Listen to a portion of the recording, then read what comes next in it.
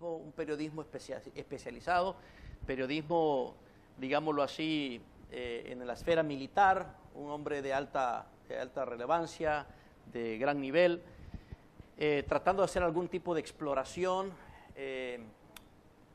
Se montó en su helicóptero, dotado para manejar el helicóptero, y entonces incursionó un viaje y resulta que la tragedia lo sorprendió.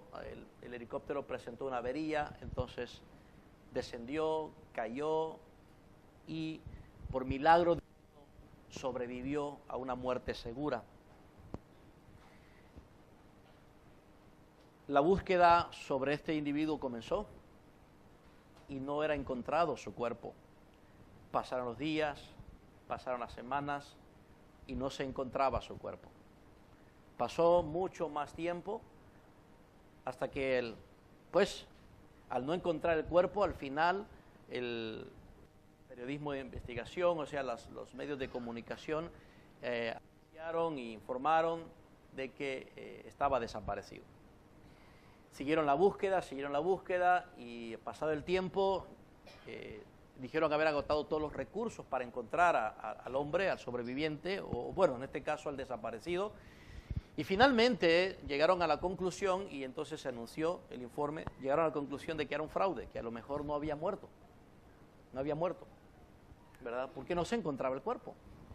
Entonces, poco tiempo después, el hombre apareció y se presentó, y entonces contó su historia, cómo había sobrevivido por largo tiempo, bueno, cómo había sobrevivido primero al impacto del helicóptero en tierra y cómo había sobrevivido durante todo este tiempo.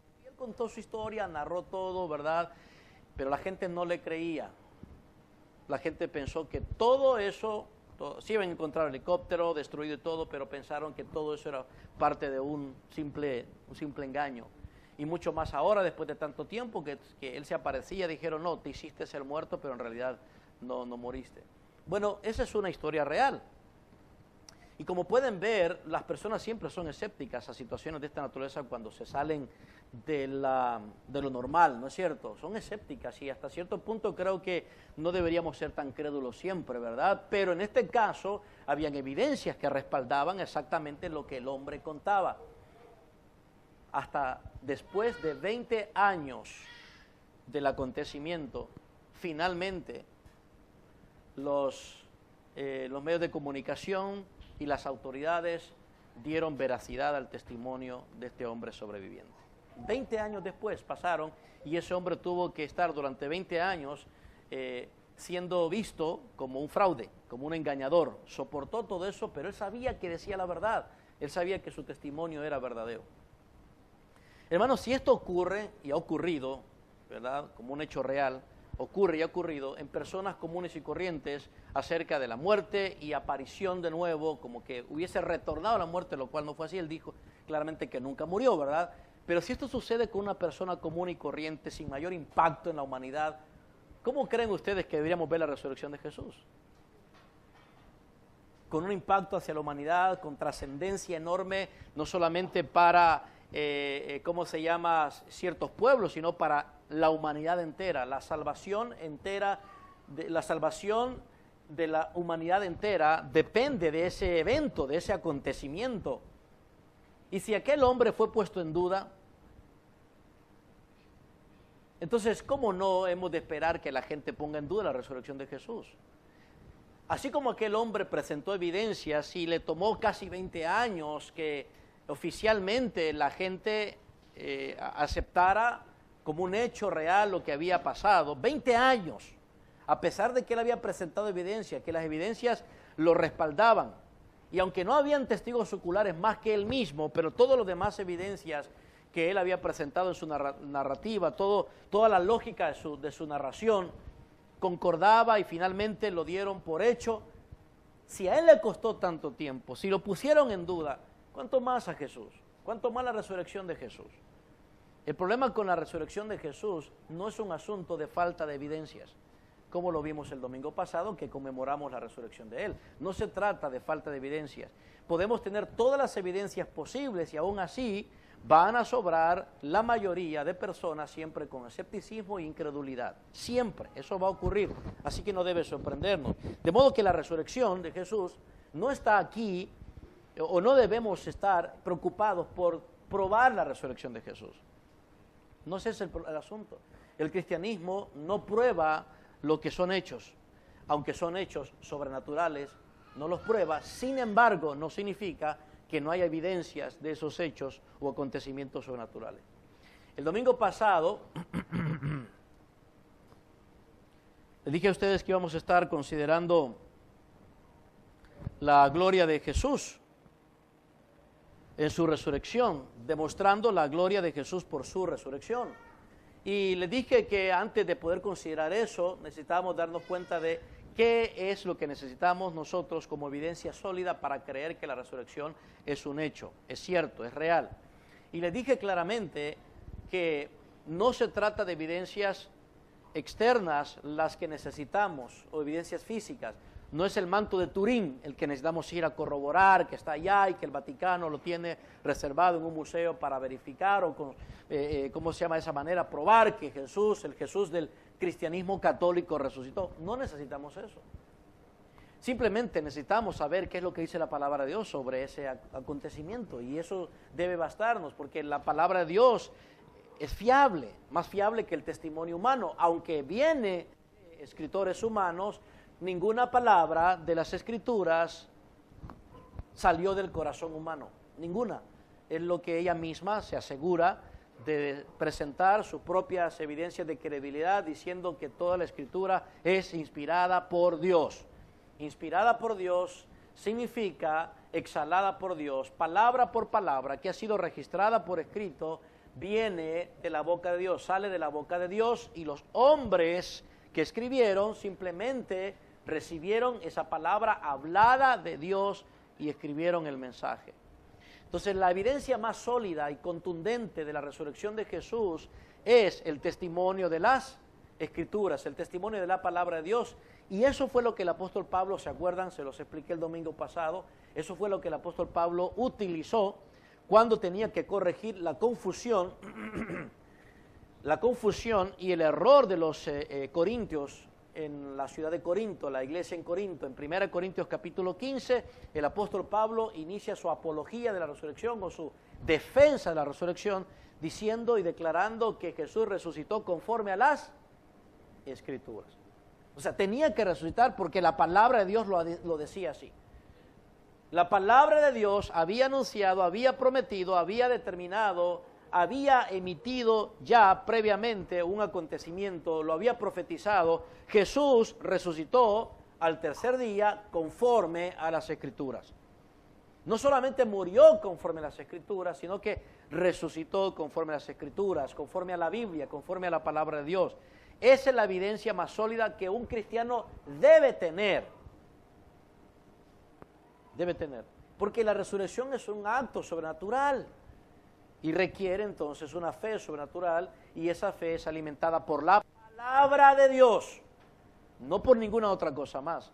Y luego, después de eso, es que el apóstol Pablo se refiere a las evidencias adicionales, que son el testimonio oral, los testigos, ¿cómo se llama? Presenciales de esa resurrección, por así decirlo, o post-resurrección, y entonces menciona la cantidad de personas con nombre y que en ese momento eran fácilmente reconocibles, de acuerdo a 1 Corintios capítulo 15.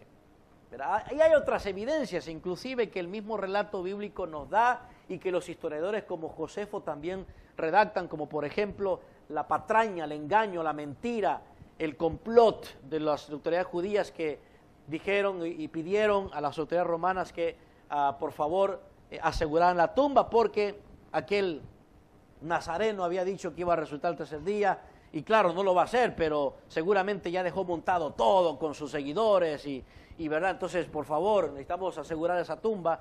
Y la autoridad romana le dijo, bueno, ahí están, una guardia romana, tómenlos, llévenlos, sellen y todo eso, y ya sabemos lo que pasó de acuerdo al registro de Mateo capítulo 27, 28, que nos cuenta que los soldados, ¿qué pasó? No es que No es que se durmieron, sino que, ¿qué pasó?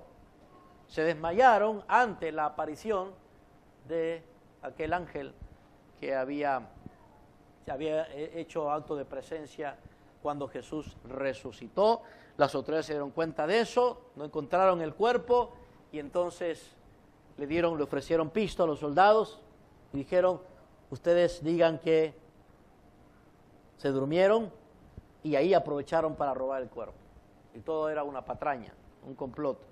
Y hay muchas más evidencias, pero otra vez quiero insistirles, probar la resurrección no es nuestro asunto. Probar la resurrección de Jesucristo no es nuestra tarea. El hombre incrédulo, el ser humano incrédulo, no va a ser convencido por evidencias tangibles.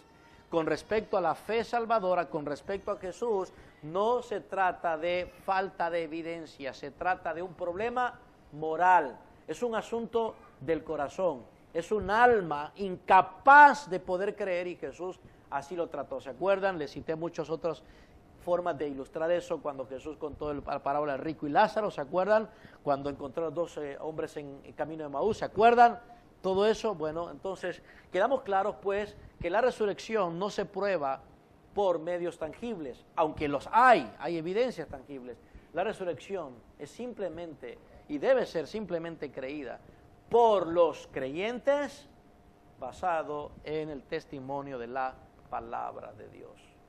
Sin embargo, más allá de todo eso, lo cual es importante para nosotros porque al fin y al cabo estamos aquí por el testimonio de la palabra de Dios, seguimos siendo cristianos por el testimonio de la palabra de Dios, vamos hacia el cielo por el testimonio de la palabra de Dios, tenemos certeza de nuestra salvación por la palabra de Dios. O sea, la palabra de Dios es todo lo que necesitamos nosotros para las creencias que tenemos y para las prácticas que hacemos. Se nos quita la palabra de Dios y no tenemos absolutamente nada, ¿verdad? No tenemos absolutamente nada, en lo absoluto nada seguro. No podemos basar nuestras creencias y nuestras prácticas reguladas por lo que dice un fulano llamado profeta, en este caso los mormones con su profeta, los testigos con su profeta, el Vaticano con su magisterio y el Papa que se considera infalible, y iglesias evangélicas carismáticas donde tienen sus apóstoles y profetas, ellos son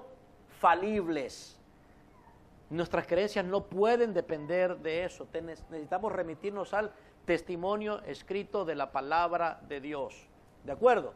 Y basado en ese testimonio de la palabra de Dios, lo que vamos a encontrar más bien, en vez de pruebas sobre la resurrección de Jesús, lo que vamos a encontrar más bien el testimonio de la palabra de Dios, aparte de afirmar el hecho, aparte de afirmar el acontecimiento que asegura nuestra fe, ¿verdad? Lo que creemos, la resurrección de Jesús, pero justamente los escritos de los apóstoles lo que hacen no es darnos evidencia de la resurrección, sino más bien lo que hacen los escritos de los apóstoles es explicarnos lo que trajo consigo, lo que esa resurrección que ya se da por hecho, que ya se da por sentado, lo que trae consigo esa resurrección. Entonces lo que ellos hacen más bien al escribir, en vez de probar la resurrección como algunos lo esperarían, ¿y eso qué? Recuerden, hermanos, y eso que los primeros cristianos y los apóstoles tenían que vivir, aun y cuando el acontecimiento de la resurrección había ocurrido en su tiempo, eran parte de esa generación del acontecimiento, aun y cuando el acontecimiento estaba fresco, ellos tuvieron que enfrentar los escépticos, tuvieron que enfrentar la incredulidad, ¿se acuerdan? Y ellos no podían simplemente mantener una mentira como si fuera verdad cuando su vida estaría en juego. Miren, hermanos, ¿cuándo mentimos y engañamos nosotros a la gente? ¿Cuándo? ¿Cuándo somos capaces? No, así que no hemos mentido, yo he mentido, no han mentido ustedes, nunca han engañado. Bueno, lo será porque ustedes son criaturas bien elevadas, hermano, bien elevadas. Cuando mentimos, cuando engañamos a los demás, lo hacemos por sacar un interés personal. O sea, nos valemos de ese recurso para nuestra propia, ¿qué? Sobrevivencia, ¿verdad? ¿Sí o no? Para nuestra propia, ¿cómo se llama? Nuestro propio interés del que sea, interés incluso para preservar nuestra vida. Usted engañaría a alguien por mantenerse con vida, ¿sí o no? Pero usted no engañaría a alguien para que lo mate. Es decir, si usted quiere sobrevivir, usted haría uso de cualquier estrategia engañosa para que no le quiten la vida. ¿Verdad que sí? Pero si a usted le dijeran que por decir algo, su vida corre peligro hasta la muerte, entonces usted quería, bueno, si ese es el caso, mejor entonces lo niego o miento. Los discípulos no consideraron esa opción. Así que ellos no murieron por una mentira. Lo que ellos hicieron es enfrentaron la incredulidad de su tiempo, la generación con la que estaban, esa cantidad de escépticos, filósofos griegos, romanos, judíos, y los enfrentaron todos citando ese hecho como una verdad, y en vez de desgastarse en la aprobación o demostración y evidencia de la resurrección, ellos lo que hicieron fue escribir desde el punto de vista de que Dios simplemente afirma que resucitó a Jesús.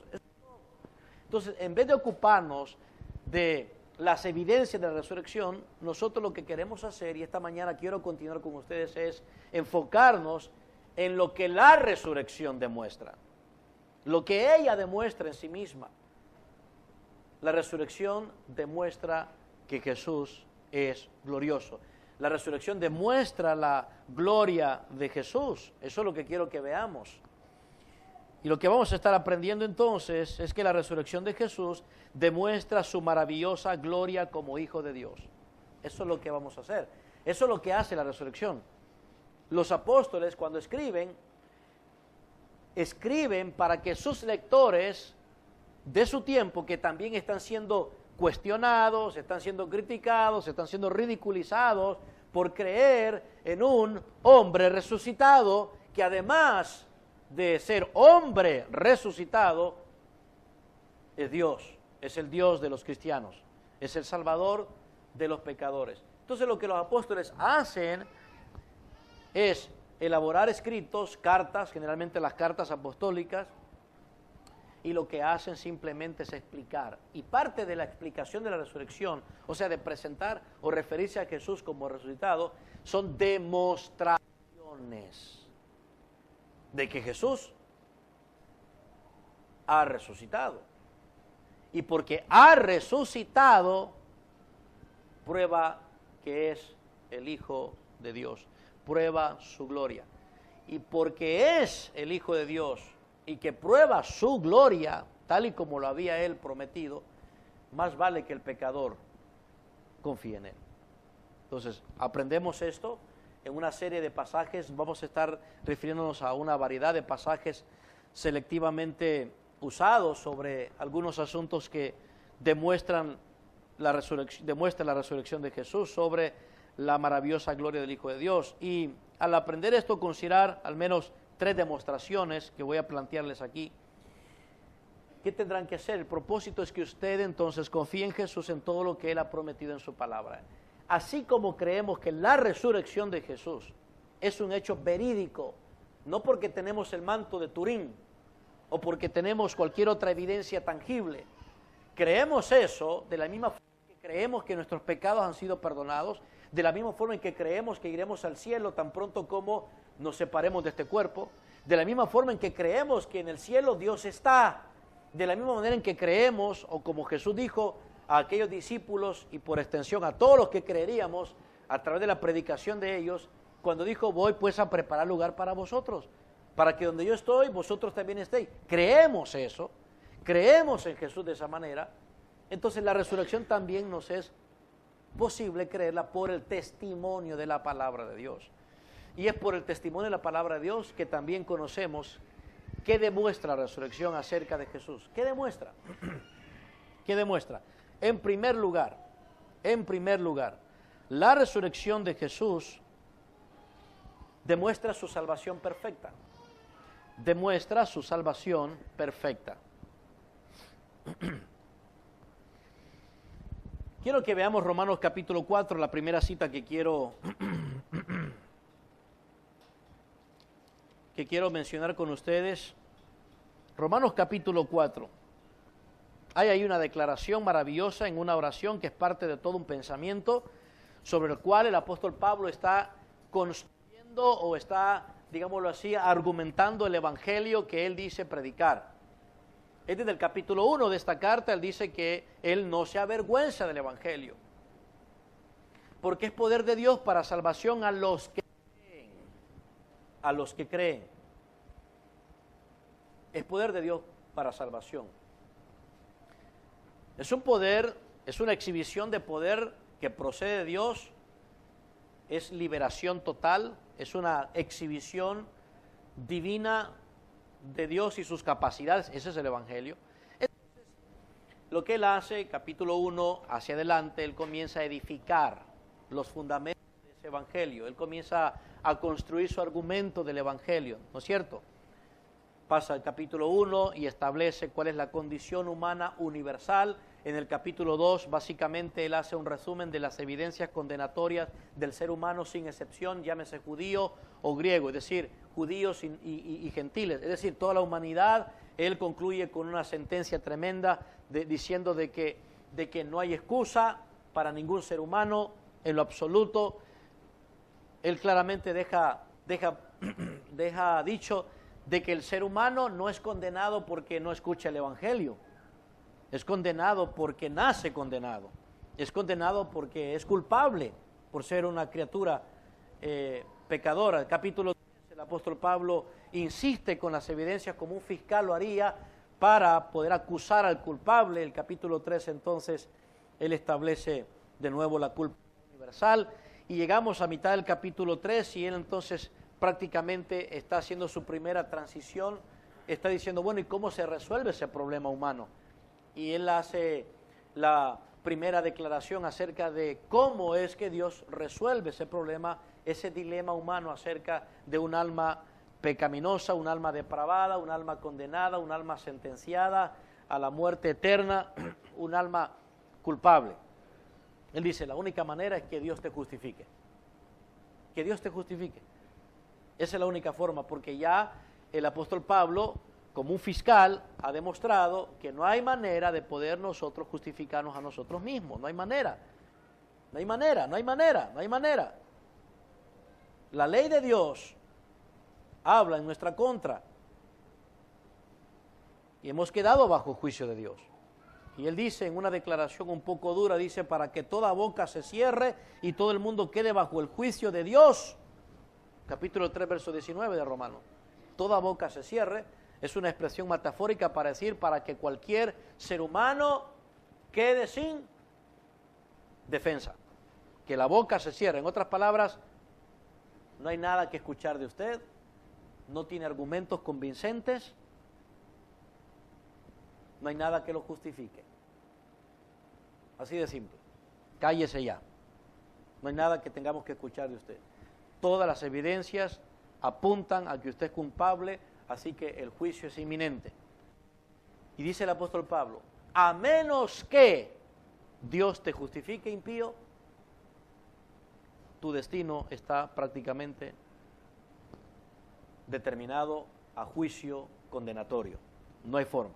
Entonces en el capítulo 3 él habla de eso y él ya presenta en su primera intención de este maravilloso evangelio, cuando dice, por ejemplo, en el versículo 22, 3:22, la justicia de Dios por medio de la fe en Jesucristo para todos los que creen.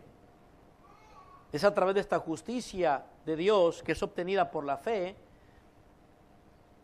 que es obtenida por los creyentes, es que Dios justifica al impío.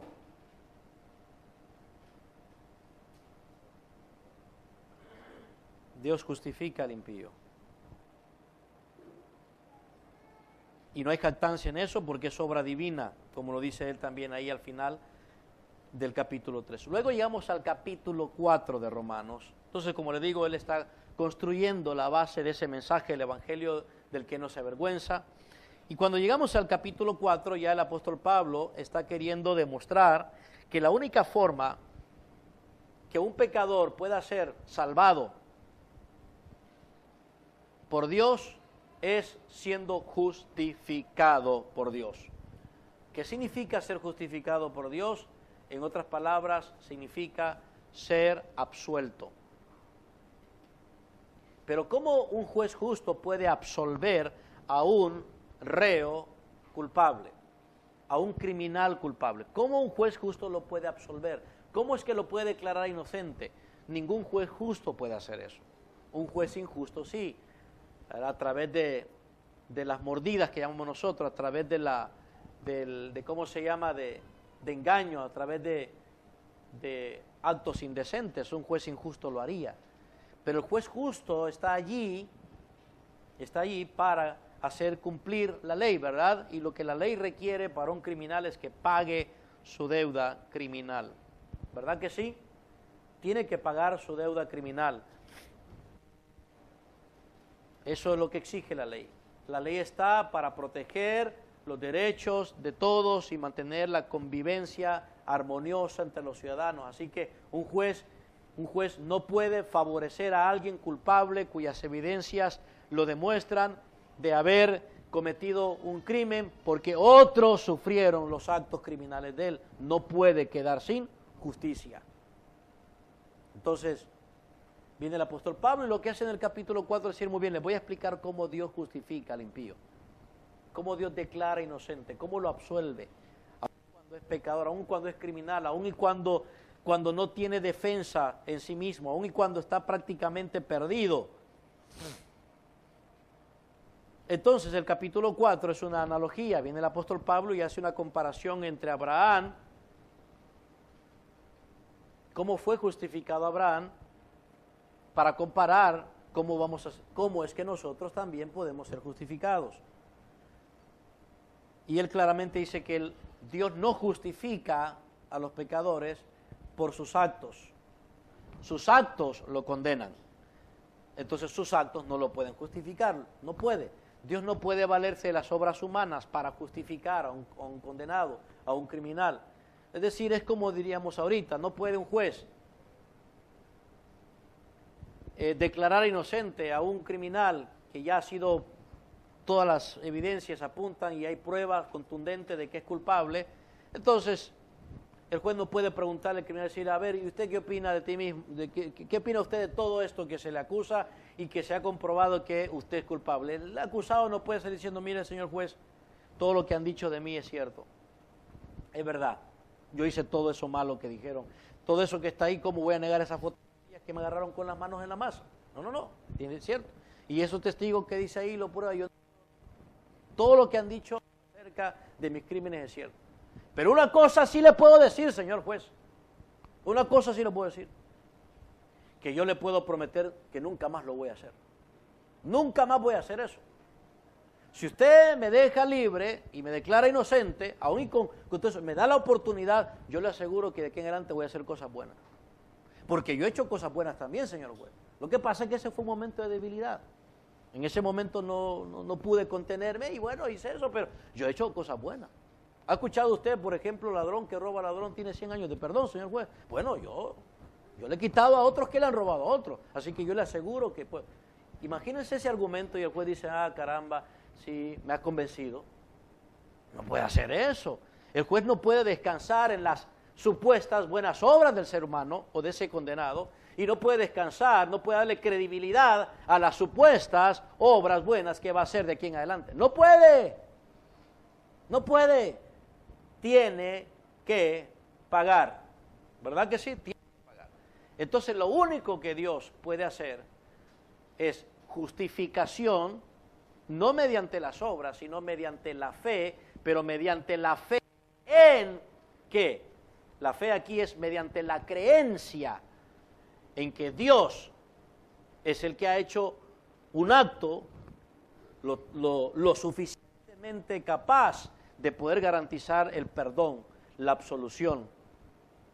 Y ese acto, si retrocedemos un poco, versículo 24, capítulo 3, 24, dice, por cuanto todos pecaron y están destituidos de la gloria de Dios, siendo justificados gratuitamente por su gracia, mediante la redención que es en Cristo Jesús, la redención, la liberación, el rescate que es en Cristo Jesús, es sinónimo de salvación. Verso 25, en Cristo Jesús, a quien Dios puso como propiciación. Dios puso como propiciación. Dios puso como ofrenda expiatoria, como ofrenda que cubre, como ofrenda que paga, como ofrenda que es suficiente pago como para satisfacer a Dios. Dios puso, noten ustedes ahí cómo el apóstol Pablo remarca a quien Dios puso.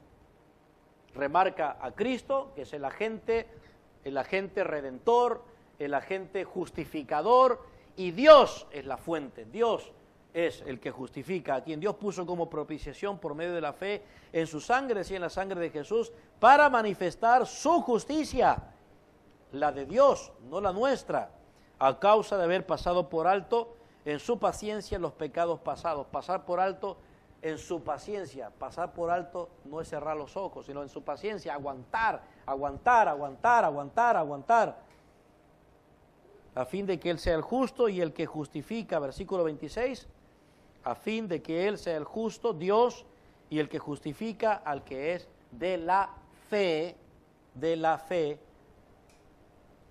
en Jesús, o de la fe de Jesús. ¿Se dan cuenta?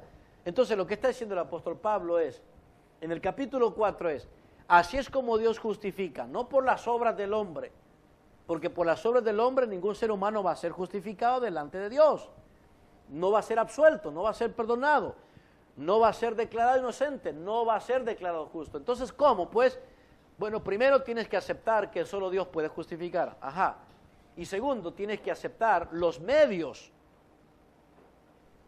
y la forma en que Dios justifica. ¿Y cómo es eso? Lo hace por la fe. ¿Y qué significa eso? La fe en Jesús.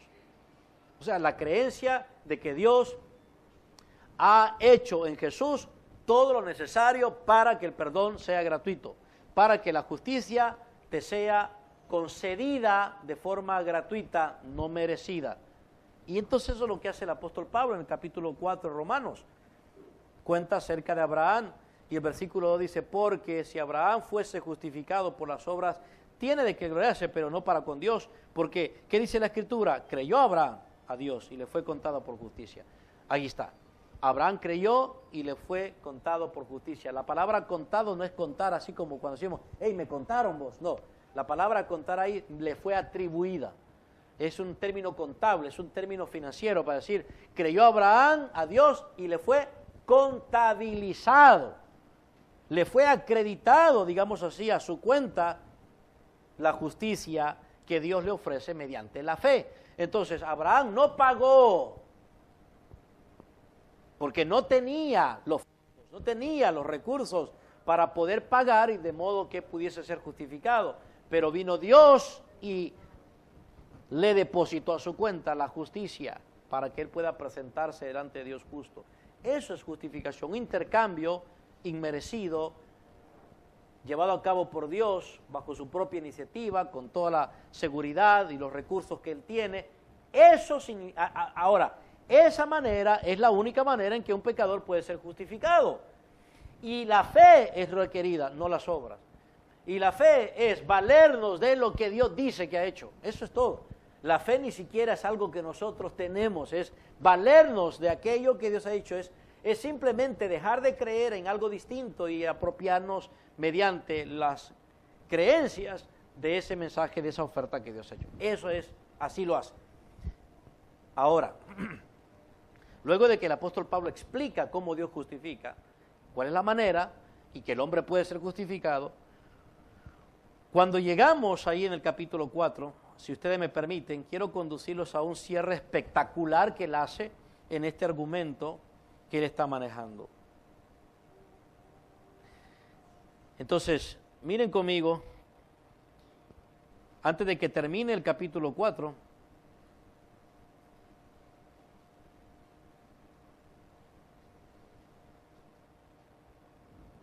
versículo 23, y no solamente con respecto a él se escribió que le fue contada la justicia, es decir, no solamente a Abraham, todos los descendientes de Abraham, judíos, que pusieron su confianza en los actos salvadores de Dios, que creyeron en Dios como el único garante de la justicia, como el único capaz de poder justificar a un pecador, recibió esa justicia. Y eso es lo que el apóstol, no solamente de Abraham se escribió, sino, versículo 24, sino también con respecto a nosotros, a quienes le ha de ser contada, esto es, a los que creemos en el que levantó de los muertos a Jesús, Señor nuestro. Entonces él la expande y dice, todos nosotros que creemos eso, también la justicia de Dios nos es contada, por la fe nos es contada. Acuérdense, tenemos un depósito a nuestra cuenta a favor, que cada vez que Dios tuviese que requerirnos a cuentas, ¿qué encontraría en nuestra cuenta? Justicia. Justicia. Pero no justicia obtenida mediante mis obras, sino una justicia que Él depositó. Es la justicia de Dios, que dice aquí que es a través de Jesús, por la fe en Jesús. Ahora versículo 25, y sí, aquí él cierra el capítulo 4 y él dice que, cuando se refiere a la resurrección de Jesús, dice, el que levantó de los muertos a Jesús, Señor nuestro, el cual, escuchen bien esto, el cual fue entregado por nuestras transgresiones y resucitado para nuestra justificación. ¿Se dan cuenta de lo que está diciendo él? Muy bien, qué lindo, qué espectacular, qué maravilloso, qué esperanzador, qué consolador es saber que Dios puede resolver nuestro problema justificándonos Él, porque no podemos nosotros, y lo hace a través de un acto divino de depositar a nuestra cuenta, hacer una transacción, ¿verdad?, de parte de Él a nuestra cuenta. Qué lindo, qué maravilloso saber que yo soy justificado y lo único que tengo que hacer es creer que Dios lo hace. Qué maravilloso. Pero ¿saben qué, hermanos? Eso no tendría sentido. Eso no tendría sentido de que Dios me justificara mediante la fe en Jesús si Jesús no hubiese resucitado. Entonces el versículo 25 nos dice que fue resucitado para nuestra justificación. Es decir, para que la salvación que tenemos ahora en Jesucristo y todo lo que eso conlleva, la salvación de nuestra alma, estuviera asegurada y que fuera digna de ser creída. Para que eso fuera así posible, entonces Jesús tenía que haber sido resucitado. O sea, Dios no nos puede declarar justos en base a los méritos de Jesús si Jesús permaneciera hasta el día de hoy sepultado. No puede declararme justo, porque Dios me declara justo en base a la justicia ¿de quién? De Jesús. Pero si Jesús no resucitó, entonces ¿quién murió ahí? Otro más, un hombre más. No era tan justo como decía, ¿verdad? Era tan justo como cualquier otro hombre podría hacerlo, porque resucitó, porque sigue sepultado como el resto de las personas está sepultado. Pero él dice, jamás, jamás, no podría haber justificación sin la resurrección de Jesús. Y eso significa que Dios no podría declararnos justos si Jesús no hubiese resucitado de los muertos. No podría tener a mi cuenta un depósito de justicia gratuita, provista por la justicia de Jesús. No podría tenerlo si Jesús no hubiera resucitado. Entonces lo que dice el apóstol Pablo aquí, cuando dice que Jesús fue resucitado para nuestra justificación, el apóstol Pablo dice, garantizado. Tu salvación está garantizada. Dígame, ¿quién de ustedes podría garantizar mejor la salvación que Dios? Está garantizada tu salvación si crees en lo que he hecho a través de Jesús. Cuando Jesús vino para salvar a su pueblo de sus pecados, ¿verdad? Pero morir en la cruz por los pecados de su pueblo no hubiese garantizado nada. Sino hasta que es resucitado garantiza que morir por sus pecados sirvió para salvar a su pueblo. Salvar a su pueblo. Eso es lo que exactamente Dios hizo. Pero para hacer eso tuvo que resucitar a Cristo de los muertos. Fue una evidencia indispensable de la muerte de Jesús, que fue aprobada por Dios, fue la manera en que el Padre dijo, hijo, tu muerte cumplió el propósito con el que lo planeamos. Hijo, tu muerte, cuando Dios resucitó a su hijo, le estaba diciendo, hijo, lo logramos. Lo que habíamos planificado desde el principio, antes de la fundación del mundo, antes de que estas criaturas se rebelaran contra nosotros, por un acto voluntario de rebelión, lo logramos, hijo. Logramos lo que planeamos. ¿Y cómo sabemos eso? Porque Dios resucitó a Jesús de los muertos. Ahí afirmó que estaba satisfecho con lo que Jesús había hecho. Si Jesús no hubiese resucitado, entonces todo lo que Jesús dijo que era, no fuera cierto. Y todo lo que en su muerte dijo que ofrecería, no fuera cierto. Sería algo tan ordinario como el resto, como las muertes del resto de los demás. Pero Él resucitó de los muertos. Y fue resucitado por el Padre para nuestra justificación, dice el apóstol Pablo aquí, y que fue resucitado para que ante los ojos de Dios pudiéramos ser declarados justos. Justos. Por eso es que un alma perdonada, un alma justificada, un pecador como ustedes, con un alma perdonada, completamente justificada, está lista para ir al cielo inmediatamente. Inmediatamente. No tiene que esperar un proceso de, a ver, me hice cristiano hace 5 años, ¿cuántos años me faltarán para estar seguro que voy al cielo? No. Y algunos dicen, pero es que si yo creo que en la salvación por fe y Dios me salvó, pero ¿y si peco el día en que muero? ¿Y si ese día, justo ese día peco y es el día en que muero? ¿Qué va a pasar conmigo? Él no entiende que quien justifica es Dios y que lo hace una vez y para siempre. Y que la manera en que Dios mantiene su palabra es porque ha contabilizado a su cuenta, digamos así, algo virtualmente, ¿verdad?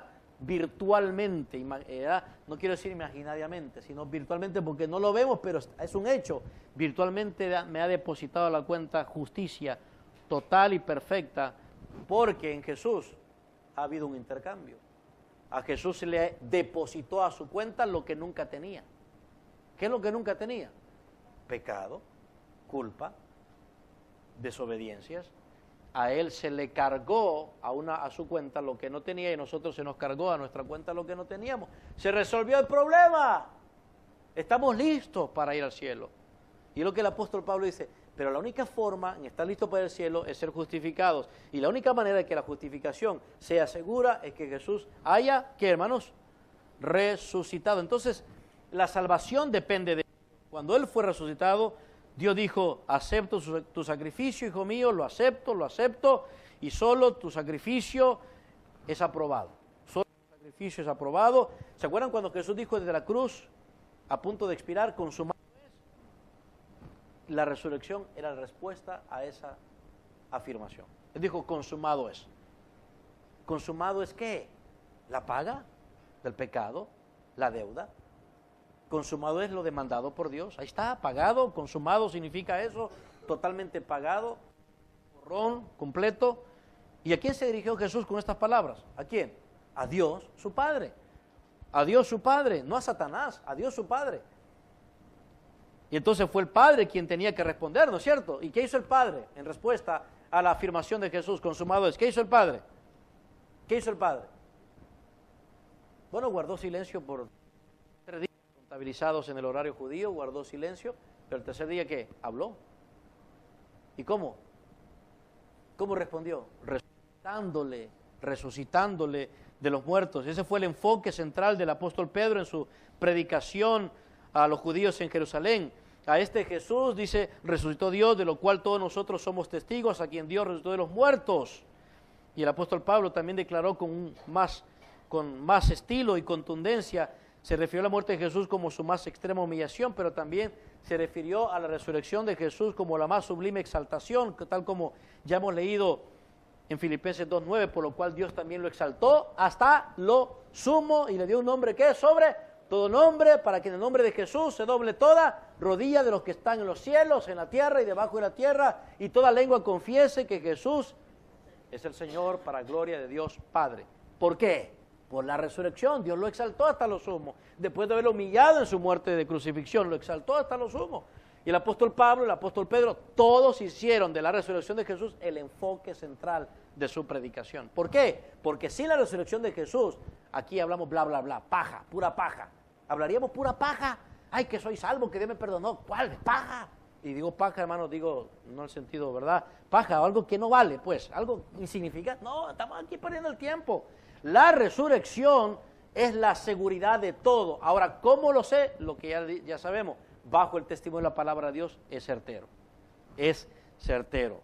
Qué maravillosa certidumbre tenemos, seguridad tenemos en la resurrección de Jesús, ¿verdad? Allí Jesús, ahí Dios el Padre estaba aprobando lo que Jesús había hecho, puesto que jamás me aprobaría a mí. Pero por la muerte y resurrección de Jesús soy aprobado en él. Dios estaba manifestando la verdadera identidad de Jesús como su Hijo autorizado para ofrecer garantías eternas. La salvación eterna de los pecadores dependía de la resurrección, hermano. Depende de la resurrección de Jesús.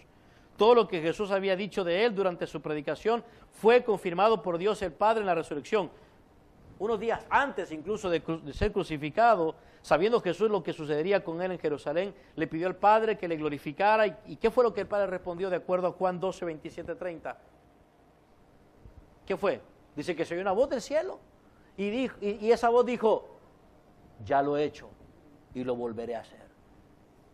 Y muchos dijeron: eso fue un trueno. Y luego él dijo: esto que oyeron no fue dicho por mí, fue dicho por ustedes, incrédulos. ¿Saben? Lo que yo les he dicho que soy y lo que yo les he dicho que voy a hacer para la salvación de ustedes, el Padre lo acaba de confirmar y lo va a hacer más, dice que lo va a volver a hacer. ¿Y cuándo lo iba a volver a hacer?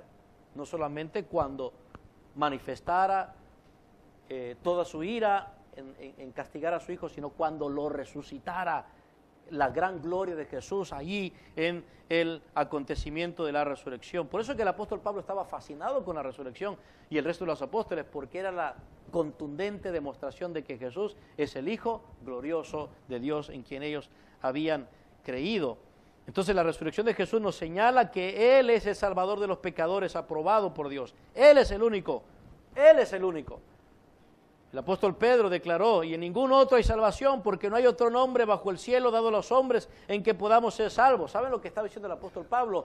No hay otro nombre, no es que no hay otro Jesús. La palabra nombre para el judío no equivale a lo que nosotros hablamos, nombre de pila, no. Hay otra forma de poder entender eso, no hay otro tipo, no hay otra categoría de ser, esa es la idea. Nombre en el judío representa carácter, esencia. Entonces lo que está diciendo el apóstol Pedro es: no hay otro nombre bajo el cielo dado a los hombres en que podemos ser salvos. Estaba diciendo: nadie más posee la reputación y la naturaleza excelsa de Jesús para ser capaz de salvar a un pecador. Nadie. ¿Por qué? Porque solo Él ha resucitado. En una ocasión, un maestro incrédulo le dijo sabía que una niñita de las que estaban ahí venía de una familia cristiana y que pues la niña tenía aparentemente una atracción por Jesús, el Cristo, ¿verdad? Entonces el maestro le dijo, hablando entre otras cosas, dijo: niña, tú no sabes lo que crees. Salió ahí la plática acerca de Jesús. Tú no sabes lo que crees. ¿Sabías tú que han existido un montón de Cristos? Un montón de Cristos, niña, un montón de Cristos han habido en toda la humanidad. Así que tú no sabes en qué crees, le dijo él. Y luego le dijo: ¿en cuál de todos esos Cristos tú crees? Le dijo el profesor a la niña. Y la niña le dijo: en el que resucitó. Se acabó. Han habido muchos Cristos, pero solo uno ha resucitado. Solo uno ha resucitado. Esa es la contundente evidencia, es la reputación única que tiene Jesús. No hay otro tipo de individuo y de ser como Él. Él es el Salvador perfecto que nos da una salvación perfecta porque resucitó. Teniendo en cuenta, hermanos, la gloria de Jesús, el escritor a los Hebreos se refiere a nuestra salvación como una salvación tan grande. En Hebreos capítulo 2, verso 3. ¿Cómo descuidaremos una salvación tan grande? Esas son las palabras que utiliza el escritor. O sea, sabiendo quién es Jesús, el Hijo de Dios, aprobado por Dios, el Creador, el ser divino que también fue hombre y que llevó a cabo la purificación de todos nuestros pecados, el Salvador aprobado por Dios, superior a los ángeles, superior a Moisés, o sea, es incomparable. ¿Qué tipo de persona se puede comparar a Jesús, el Hijo de Dios? Ninguno es superior, así que ¿cómo van a descuidar una salvación tan grande? Y lo que él estaba diciendo, descuidar, era cómo van a rechazarla. ¿Cómo es posible que estén titubeando, vacilando? Y esto es un llamado para aquellos que no son cristianos también. Es lo mismo. ¿Cómo es posible que ustedes, que han estado siendo expuestos al Evangelio, constantemente al llamado de salvación que Dios hace, descuiden esta salvación tan grande? Es decir, la rechacen, la menosprecien, simplemente no la quieran tomar. ¿Cómo es posible si es tan grande? Y la palabra allí que utiliza el escritor, tan grande, en realidad no es grande de tamaño, sino la palabra grande y es un pronombre que Dios utiliza para describir la calidad de la salvación. Y él está diciendo, ¿cómo es posible que a alguien se le ocurra descuidar una salvación tan grande? Es decir, algo de tan grande calidad, de tan grande naturaleza. ¿Cómo es posible? Y el escritor es expresivo y es tan explícito acerca de la salvación que da Jesús. Es tan grande. No es superflua, no es superficial, no es diminuta, no es insignificante. Es tan grande. Es tan grande por su naturaleza. ¿Por qué es tan grande? Porque es dada y asegurada por el Jesús resucitado.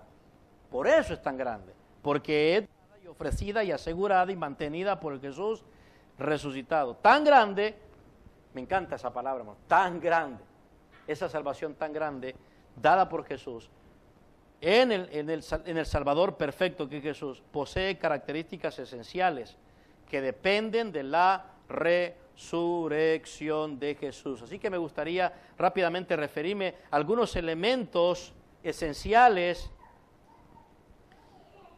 que están asegurados por la resurrección de Jesús en términos de nuestra salvación perfecta. Tenemos una salvación perfecta por el Jesús resucitado. Entonces, estamos con la primera demostración, su salvación perfecta. ¿En qué podemos ver la perfección de la salvación de Jesús? Bueno, hermanos míos, ¿saben qué? En primer lugar, nosotros podemos considerar la salvación perfecta de Jesús en estos términos. Si pensamos que es una salvación tan grande, lo grande de esa naturaleza de salvación es que Jesús nos ofrece en la salvación vida eterna, ¿verdad que sí? Vida eterna. Entonces, uno de los elementos esenciales de la salvación perfecta que Dios nos ofrece o que Jesús nos concede o nos ofrece es la vida eterna. Miren, si Jesús ofrece vida eterna, no la puede ofrecer sin resurrección. Si Jesús no resucita, ¿cómo quedaría Él diciendo, les ofrezco vida eterna? El que cree en mí tiene vida eterna. ¿Cómo quedaría Él? ¿Cómo quedaría Él viniendo de Él una oferta de esa naturaleza? Si Él todavía estaría sepultado. Aquel muerto sepultado me ofrece vida eterna, y quizás podría tener sentido incluso las palabras de aquellos detractores judíos. ¿Se acuerdan cuando lo miraban ahí crucificado, humillante, vergonzoso, y dijeron, a otro salvó y no se puede salvar a sí mismo? ¿Cómo es que tengo que creer en Él? ¿Verdad? Y sería cierto, ¿verdad? Sería cierto que, bueno, ¿cómo es que me está pidiendo que crea en Él para tener vida eterna si todavía está muerto? ¡Todavía está muerto! ¿Por qué me dice que crea en Él que me va a dar vida eterna? ¿Cuál vida eterna? Si usted y yo, en el momento en que escuchamos vida eterna, ¿qué es lo primero que le viene a la mente con vida eterna? ¿Verdad? O que la muerte es superada por algo mejor, al menos, ¿no es cierto? Pero si Él no resucitó. Lo primero que vemos de la salvación tan grande, la salvación perfecta, que demuestra la resurrección de Jesús, es que la vida eterna nos es concedida en Él. Fue Jesús quien ofreció vida eterna a todos los que creyeran en Él. Esa es la oferta que prevalece en todo el mensaje del libro del Evangelio de Juan, del apóstol. Jesús predicó y ofreció vida eterna a los pecadores porque Él decía que Él era la vida en su esencia, no en existencia. Jesús no era la vida en existencia, no era la vida en existencia, era la vida en esencia. O sea, Él era la vida en esencia que daba lugar a la existencia de la vida. Como dice Juan capítulo 1, verso 4, y en Él estaba la vida. Y Él era la vida de los hombres, de la humanidad. Entonces, Jesús no tenía vida existencial como Adán vino a tenerla, porque Él ya era desde el principio. En Él estaba la vida en esencia como tal. Y posteriormente de Él surgió, ¿qué? Vida para dar existencia a todo lo demás.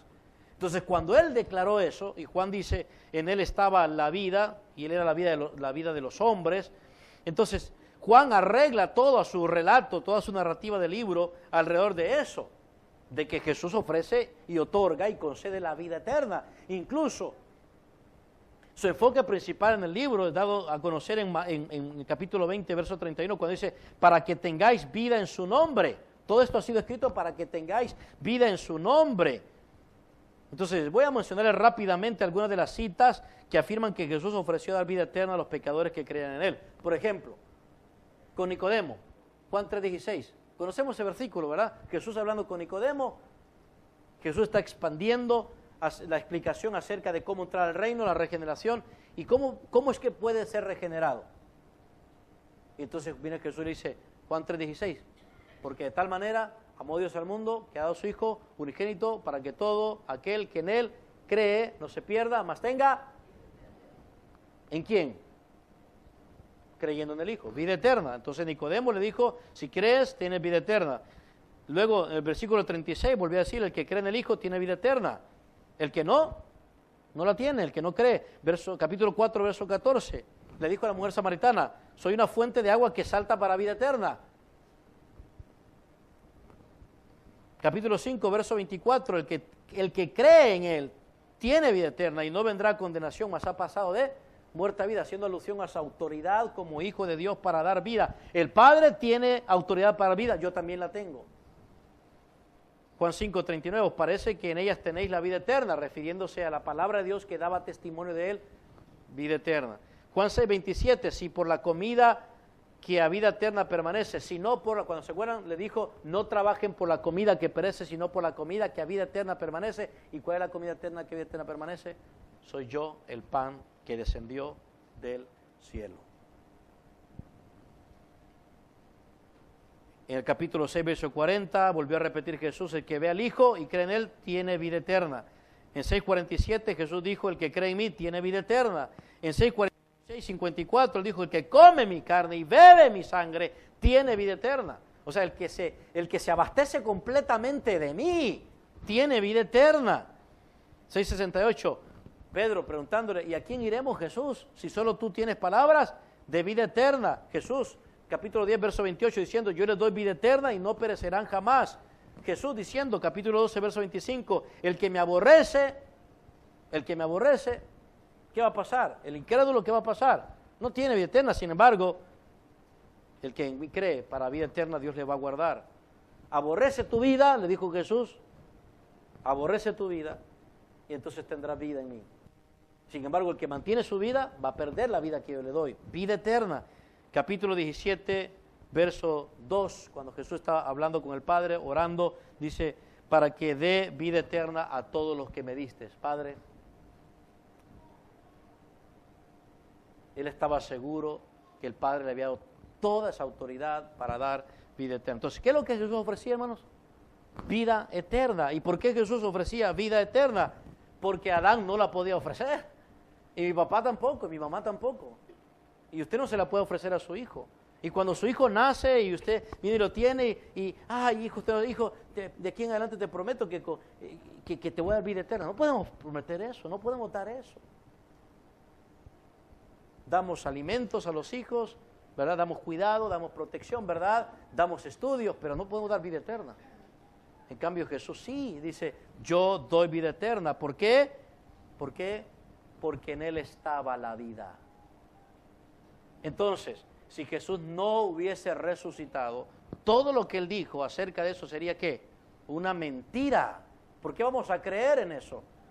Así que la resurrección demuestra más que simplemente que Jesús no está en la tumba, demuestra que mi salvación es perfecta, demuestra que la vida eterna ofrecida por Jesús es verdad, es real, es cierto, me la ha otorgado, porque me ofreció aquello que Él puede dar. Adán no puede dar, todos morimos en Adán, nacemos muertos en Adán, los descendientes de Adán venimos al mundo espiritualmente muertos, físicamente vivos, pero espiritualmente muertos. Pero Jesús vino a dar vida eterna y solo puede garantizarla porque ha resucitado. Porque ha resucitado. Jesús dijo, porque yo vivo, vosotros viviréis también. Yo vivo, vosotros también viviréis. En otras palabras, fíjese lo que dijo Jesús. Porque yo vivo un tiempo o un aspecto del tiempo presente, continuo. Y Él lo dijo antes de ser crucificado. Cuando Él dijo a sus discípulos, porque yo vivo, vosotros también viviréis, también ya les había dicho que iba a morir. ¿Se acuerdan? Ya iba a morir. Pero ¿cómo es que dice, yo vivo, vosotros también viviréis?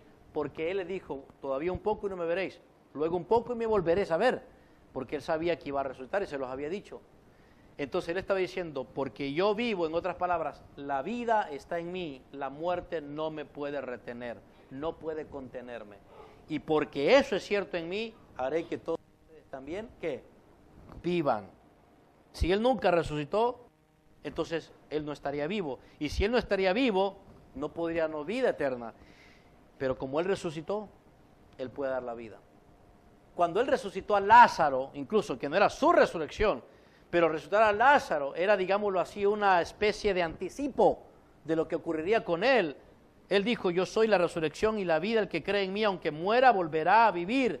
Entonces, la vida eterna que creemos tener, escuchen bien esto, cuando somos salvados, cuando venimos a ser seguidores de Jesús, hijos de Dios, la única forma en que podamos ser hijos de Dios es que tengamos vida eterna. La vida eterna es la nueva creación, es la regeneración.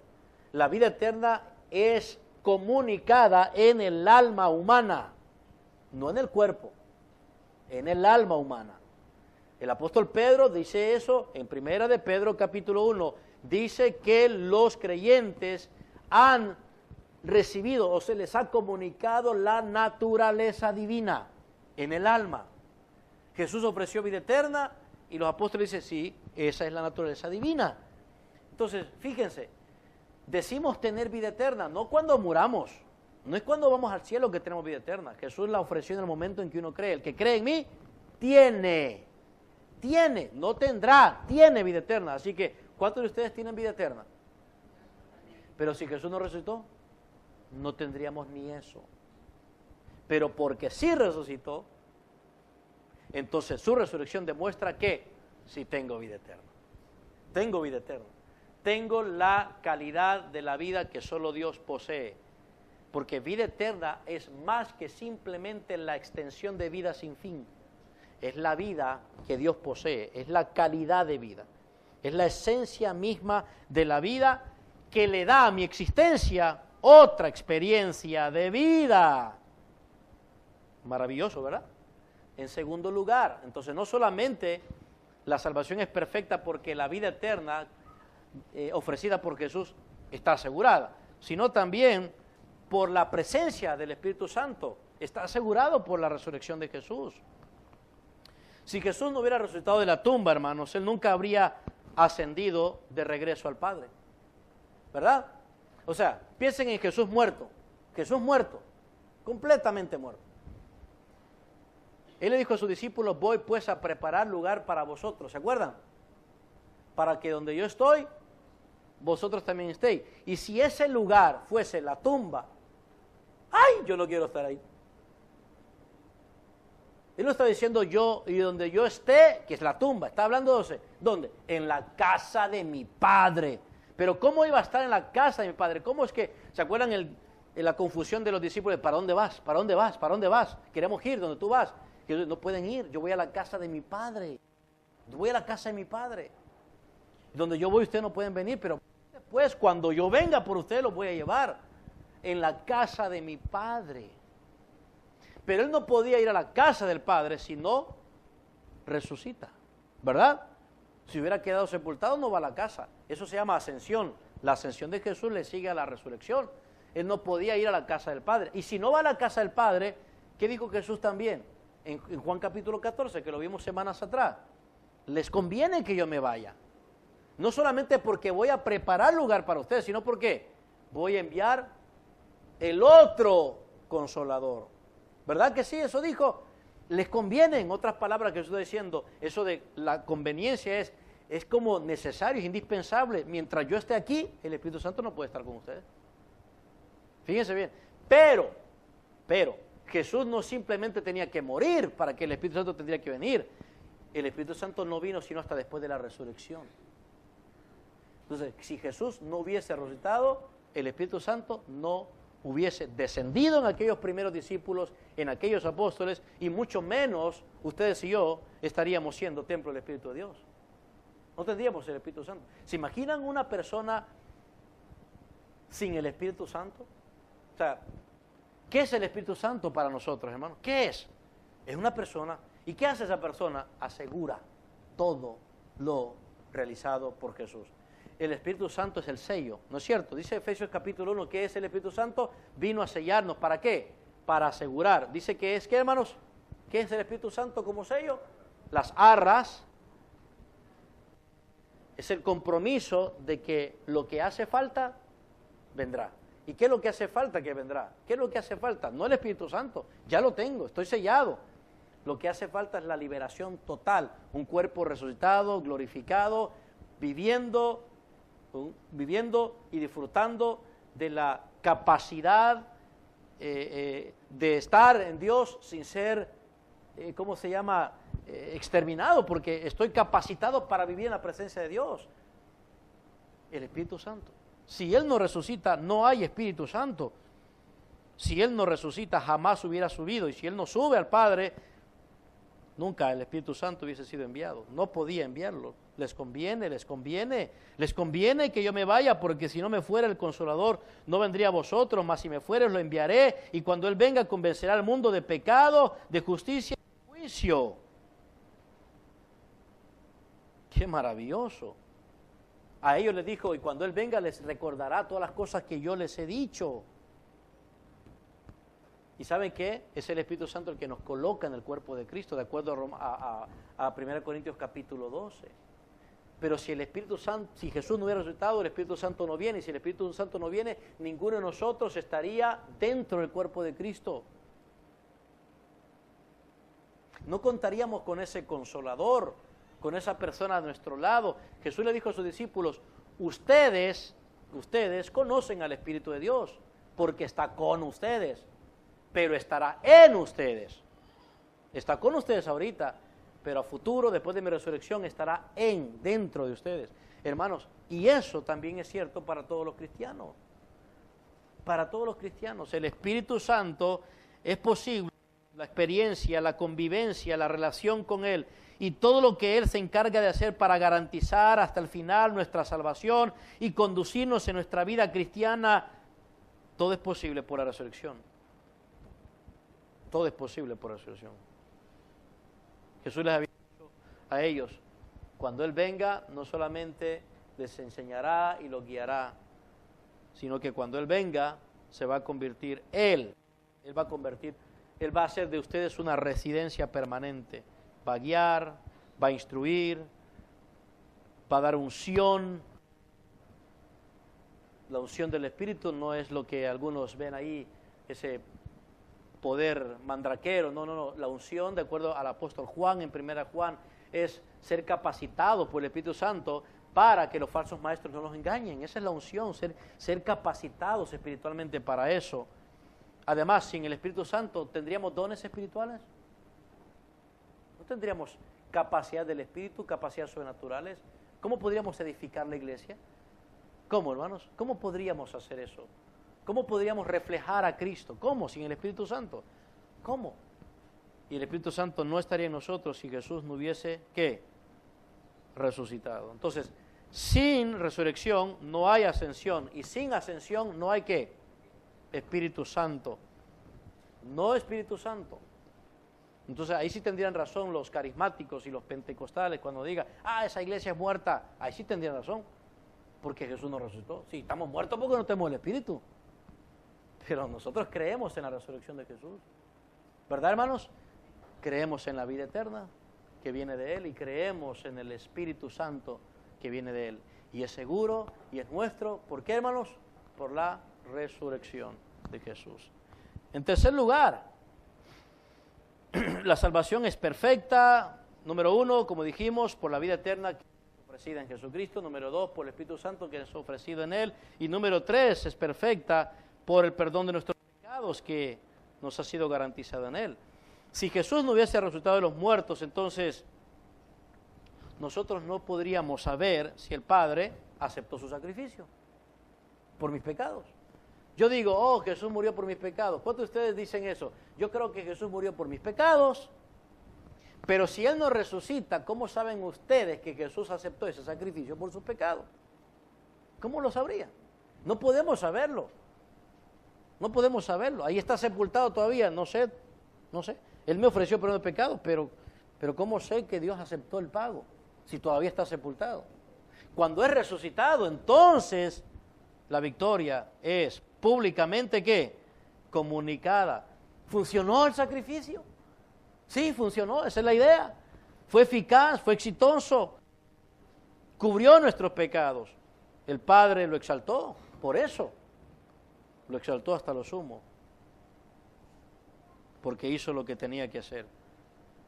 Jesús resucitó de los muertos. Y entonces fue llevado a la diestra, ¿de acuerdo a quién? Leímos aquí en Hebreos capítulo 1. Fíjense la contundente declaración que hace aquí el escritor de los Hebreos. Mire el capítulo 1. Él habla de Jesús aquí desde el inicio, obviamente, porque él va a desarrollar en todo su libro la excelencia y superioridad de Jesús por encima de todo para asegurarnos salvación a todos los que en él creemos. En el versículo 2, él se refiere a Jesús con estas descripciones. Mire el versículo 2. Hijo de Dios, lo describe así, a quien constituyó heredero de todo y por quien asimismo hizo el universo. Entonces ve aquí, heredero de todo es el Hijo, es el heredero de todo del Padre, es decir, en otras palabras, el Hijo es la persona más relevante, más importante y única para el Padre, es la persona privilegiada del Padre y por quien asimismo el universo es el Creador. Versículo 3, el cual, hablando siempre el Hijo, siendo el resplandor de la gloria de Dios y la imagen misma de su sustancia, habla de la naturaleza divina de Jesús y quien sustenta todas las cosas con la palabra de su poder, habla de cómo Jesús no solamente es creador, sino preservador de todo. Y noten esta última declaración: habiendo efectuado la purificación de nuestros pecados por medio de sí mismo. ¿Qué dice, hermanitos? Se sentó a la diestra de la majestad de las alturas. Habiendo efectuado la purificación. Ese es tiempo perfecto. Habiendo purificado, en otras palabras, habiendo llevado a cabo en el pasado esta acción. ¿Qué acción? Purificación de nuestros pecados. Hermanos, no somos purificados en el purgatorio. No somos purificados por medios alternativos. Nuestras almas no requieren de un tipo de perfeccionamiento adicional que Jesús ya hizo. Cuando Él murió por nuestros pecados, Él estaba purificándonos a través de su vida y muerte. Pero cuando Él resucita, Él asciende y ahí es donde Él presenta las garantías. He purificado a mi pueblo de sus pecados. Porque miren lo que dice aquí, habiendo efectuado la purificación. Hasta entonces, ¿qué pasó? Acto seguido, se sentó a la diestra de la majestad en las alturas. ¿Y eso dónde es, hermanos? ¿Eso dónde es? Arriba, en el cielo, con el Padre. pero Él no puede sentarse con el Padre estando muerto, ¿verdad? No puede, pero como resucitó, está sentado a la diestra del Padre, en el trono, a su diestra, afirmado por Dios. Está ahí porque cumplió de manera perfecta lo que el Padre le encomendó. Está ahí porque nos purificó por completo de todos nuestros pecados. Entonces, lo que quiere decir es que si está sentado, es porque concluyó todo, ¿no es cierto? Si está sentado ahí, es porque nada debe, nada falta, todo está hecho.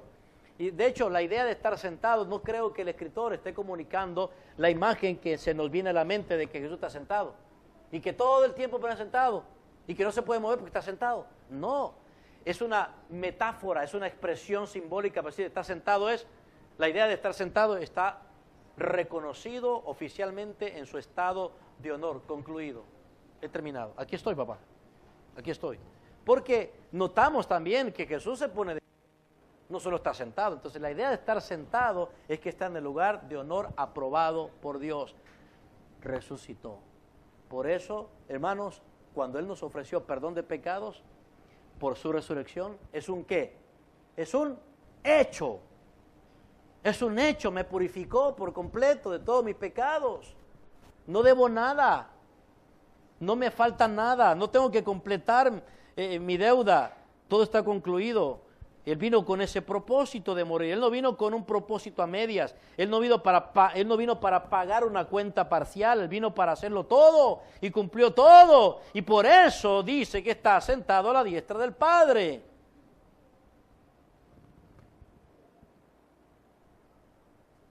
Y estando a la diestra del Padre, en el lugar de honor, concluido, aprobado por el Padre, hay algo más que Él hace en esa posición privilegiada por aquellos a quienes Él les prometió perdón de pecados. ¿Saben qué es lo que Él hace?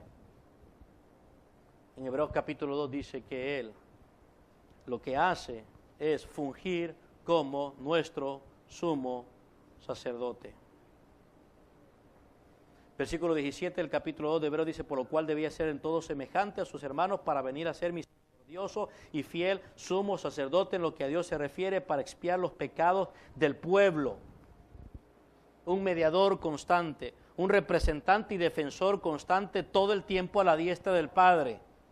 Nos ha perfeccionado para siempre mediante la ofrenda de sí mismo y porque fue resucitado tenemos la garantía de que lo que Él ofreció es certero, es seguro y lo que Él ofreció es cubrirme con su sangre por completo, pagar toda mi deuda. Y el Padre lo tiene a la diestra diciendo, hijo, caramba, lo lograste. ¿Estás aquí? ¿Estás aquí, hijo? Lo lograste. Lo lograste. Fue un éxito. Jesús fue afirmado por el Padre en su resurrección. Y está ahí constantemente. Está ahí constantemente. Y esto nos lleva a un cuarto elemento de esa salvación perfecta. Está allí constantemente en el lugar de honor, accesible, inmediato al Padre. ¿Saben para qué? Para interceder por nosotros, como sumo sacerdote. Su resurrección está unida inseparablemente a su obra de intercesión, presentando ante el Padre favor por nosotros que somos débiles, tentados constantemente y que la mayor parte del tiempo caemos seducidos por nuestras debilidades y apetitos que todavía están siendo una seducción a nuestra vida y cedemos y caemos y de pronto nos hallamos desesperados y de pronto nos hallamos angustiados y de pronto nos sentimos acorralados. ¿Y qué hace el Hijo? El Hijo a la diestra del Padre, aquel que ha completado todo y ha hecho todo, que después de haber hecho la purificación de nuestros pecados está ahí. ¿Y qué es lo que hace el Padre? Perdón, ¿qué es lo que hace el Hijo? El resucitado. ¿Qué hace Jesús resucitado? ¿Qué hace? Intercede, nos defiende. Nos defiende. Abogado tenemos para con el Padre. Tenemos un defensor. Tenemos alguien que está de nuestro lado, con nosotros, por nosotros, a nuestro favor, siempre rogando. ¿Qué hace el sumo sacerdote? Interceder, ponerse en medio, actuar de una forma de mediador entre una persona y el otro, en este caso entre Dios y los adoradores. Jesús es el que hace posible que todo lo que hacemos en su nombre sea aceptado. Oramos en el nombre de Jesús, ¿verdad que sí? pedimos en el nombre de Jesús, adoramos en el nombre de Jesús, servimos en el nombre de Jesús. Todo acto que hacemos es en el nombre de Jesús. ¿Y qué significa eso? Es mediado por Él. ¿Y qué, hermanos, cuando incluso, de acuerdo al capítulo 7 de Hebreos, ese sumo sacerdote misericordioso, fiel, que fue tentado en todo, en nuestra semejanza, pero sin pecado, y que vive para hacer, dice en Hebreos capítulo 7, intercesión por nosotros siempre, siempre a la diestra de Dios? ¿Por qué siempre tiene que estar haciendo intercesión por nosotros? ¿Por qué? Número uno, porque aún somos pecadores. Tiene que estar todo el tiempo, no sacrificándose, no muriendo, sino todo el tiempo, ¿qué? Haciendo valer su acto definitivo de salvación, de perdón, de sacrificio. Pero hay otra cosa más. Creo que lo que más exige que Jesús esté mediando, intercediendo por nosotros, ¿saben qué es? Es la función acusadora de Satanás. La palabra de Dios enseña que Satanás es el acusador de los hermanos. ¿Y qué es lo que hace Jesús entonces? Está defendiéndonos, está ahí defendiéndonos, representándonos como nuestro abogado defensor. Pero si Él no resucitó de los muertos, Satanás tendría ¿qué? ¿Tendría qué? Éxito en todas sus acusaciones.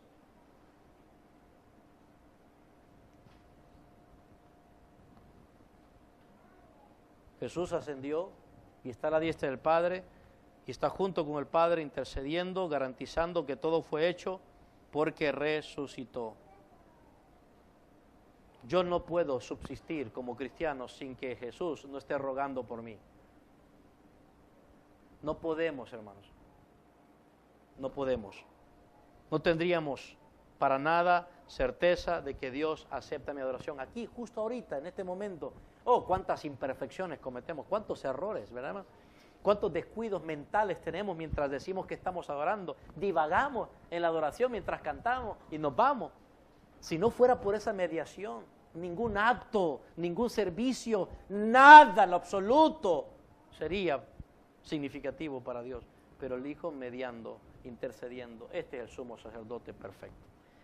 Dice la palabra de Dios en Hebreos capítulo 4, tal sumo sacerdote nos convenía, inocente, inmaculado, perfecto. Pero si no hubiera resucitado, hermano, pero resucitó. Por tanto, hermanos, la resurrección es necesaria no solo para que tengamos un Cristo vivo, es necesaria para la salvación perfecta que Él nos ha ofrecido. Si Él no hubiese resucitado, no tendríamos salvación perfecta. No tendríamos salvación perfecta. No tendríamos vida eterna. No tendríamos perdón de todos nuestros pecados. No tendríamos al Espíritu Santo, que es el sello y garantía de que lo mejor acerca de las promesas de Dios para ser glorificados está en camino. No tendríamos poder espiritual. No tendríamos dones y capacidades espirituales para poder nosotros entonces reflejar a Cristo a través del cuerpo. No tendríamos absolutamente nada de eso. Así que qué maravilloso. Porque además de todo eso no tendríamos certeza de que Dios, el Padre, está complacido en nosotros si el Hijo no estuviera todo el tiempo siempre intercediendo por nosotros. Qué maravilloso es eso, ¿verdad, hermanitos? Qué maravilloso es eso. Muy bien, entonces, les he dicho que la resurrección de Jesús demuestra su maravillosa gloria como Hijo de Dios. Y lo primero que hemos visto que demuestra su resurrección es su salvación perfecta.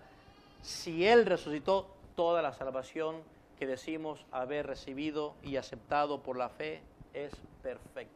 Está asegurada completamente por la resurrección de nuestro Salvador. Hay dos demostraciones más que vamos a considerar el próximo domingo, si Dios nos lo permite. Muy bien, ¿qué tenemos que comenzar a hacer? ¿Dónde comenzarían ustedes aquí? Digamos, si usted nunca ha confiado en Jesús y quiere tener salvación perfecta, es decir, ¿qué es salvación perfecta? Salvación segura. ¿Qué es salvación perfecta? Salvación que no le falta nada. ¿Qué es salvación perfecta? Salvación que no está en riesgo. Esa es salvación perfecta. Si ustedes no la tienen, hoy la pueden tener. Confiando en el testimonio que la palabra de Dios da acerca de Jesús, el glorioso Hijo de Dios resucitado. Nosotros estamos aquí, creemos en lo que creemos porque tenemos un Salvador resucitado. Y Él te puede dar todo lo que promete en su palabra. Todo. Todo. Porque cada una de estas demostraciones, eso es lo que nos da certeza de que lo que Él promete en su palabra es un hecho. Así que no tienes salvación perfecta, entonces hoy la puedes tener. Hoy la puedes tener, renunciando por completo a las ideas vagas de que tú puedes provocar una salvación, obtener una salvación. No va a ser perfecta. No tendrás vida eterna si no es en Jesús. No tendrás la morada, habitación y residencia del Espíritu Santo. Desconocerás por completo el poder espiritual que solo viene del Espíritu de Dios. Toda actitud tuya a la que puedas llamar amor no será amor, porque el fruto del Espíritu es amor, paz, gozo, bondad. Será algo desconocido por completo. Todo lo que tú puedas anhelar hacer en tu propia naturaleza humana, sin el Espíritu Santo, que solo es posible por la resurrección de Jesús, porque creas eso, jamás va a proceder de la carne algo como solo del Espíritu Santo puede venir. No tendrás garantía de perdón de pecado. No sabrás si tu perdón o si tus pecados han sido completamente pagados. Nunca sabrás cuánto más tienes que pagar, a menos que creas que Jesús resucitó en tu favor.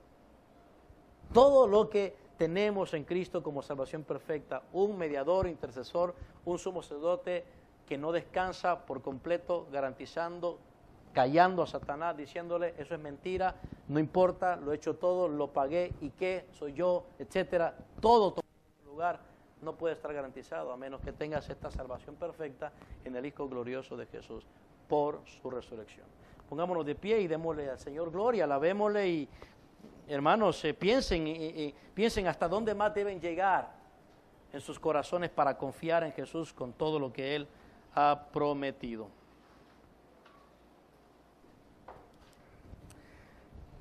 Bueno, rindámonos al Señor, pongamos nuestro corazón en Él en respuesta y oremos. Padre nuestro Dios, te damos gracias por concedernos la bendición de poder meditar en el testimonio de Jesús glorioso, el resucitado, nuestro Salvador, y poder considerar, Señor, estas derivaciones, estos resultados que son propios, lógicos de la resurrección de Jesús. Te damos gracias por el testimonio de tu palabra, por la contundencia y solidez que hay en tu palabra. Gracias porque tú nos garantizas todo en tu palabra y tú haces que de tu palabra nuestra alma, Señor, tenga vida, nuestra alma sea recreada, convencida, sea restaurada, nuestra alma sea salvada, liberada, perdonada en Jesucristo. Tu palabra da testimonio completo de que todo lo que necesitamos lo encontramos en Jesús, y que en Jesús nuestra fe no es vana, no es inútil, no es superficial, no es decepcionante, porque todo lo que ha sido prometido en tu palabra sobre Jesús ha sido contundentemente, Señor, demostrado en su resurrección. Por favor, ayuda a los que somos creyentes a mantener una fe creciente, una fe vigorosa en Jesucristo, una confianza más determinada por Él, sobre todo en su palabra, en sus promesas. Ayúdanos a tratar con las dudas, con las confusiones. Ayúdanos, Señor, a tener un corazón que duda de todo menos de Jesús y de su palabra. Un corazón que, Señor, confía por completo en ti, y aun y cuando no entendamos cosas, tú te encargarás de mantenernos de pie, levantados, confiados y esperanzados en ti y en tus promesas. Ayuda a mis hermanos, ayúdanos, oh Señor, a tener un corazón puesto los ojos en Jesús, el autor y consumador de nuestra fe, capaz de hacernos soportar toda tentación, toda prueba, toda dificultad, toda adversidad, capaz de desarrollarnos al máximo, capaz de llevarnos a vivir una vida que se aferra a lo que ha sido dicho en tu palabra, a lo que es en ti, y aunque no lo vemos, lo recibiremos. Oh Señor, todo eso, movernos en fe, vivir por fe, basado en lo que nos ha sido dicho, vivir para ti, Señor. Y los que no son creyentes, Padre, concédeles por favor esta convicción de fe en Jesucristo, el resucitado nuestro Salvador. Oramos y te damos gracias por todo. En Jesucristo nuestro Señor nos encomendamos y consagramos nuestro corazón, que solo puede estar seguro confiando en Jesús. Y todos decimos amén y amén.